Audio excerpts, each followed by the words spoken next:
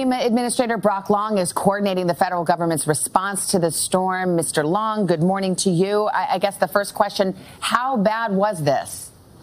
Extremely bad for the Florida Panhandle in southwest Georgia. We're all anxiously awaiting daylight to fully assess all damages. But right now, we're focused, hyper-focused on search and rescue and obtaining access to some of the hardest hit areas. Yeah, we did hear a lot about some people who were choosing to stay behind in some small towns, as much as they said 50% of the town stayed behind.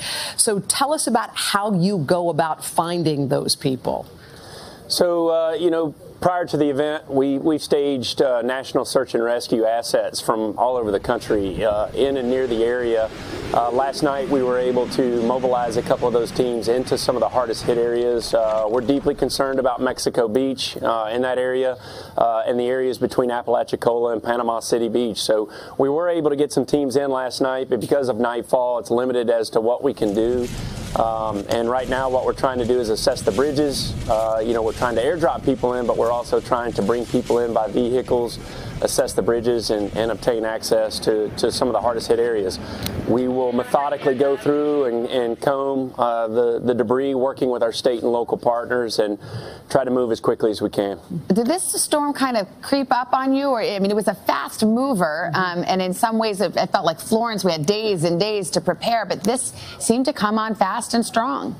Well, that's, the nature of living in the Gulf Coast. You have to anticipate rapidly intensifying storms. This is not a new phenomenon. It's been happening for, since they've been collecting weather data since 1851.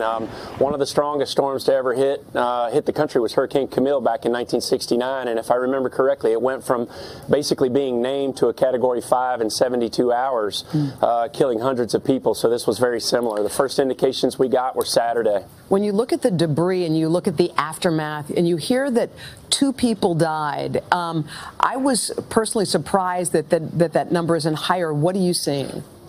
Well, I mean, we still have a long way to go. There's a lot of debris that we haven't sifted through. Hopefully, one death is a death too many, unfortunately, but, the system's not done. I mean, it's passing through Georgia and North Carolina through the remainder of today. So we need people in South Carolina and North Carolina and to remain vigilant and be careful. This is a strong tropical storm pushing through.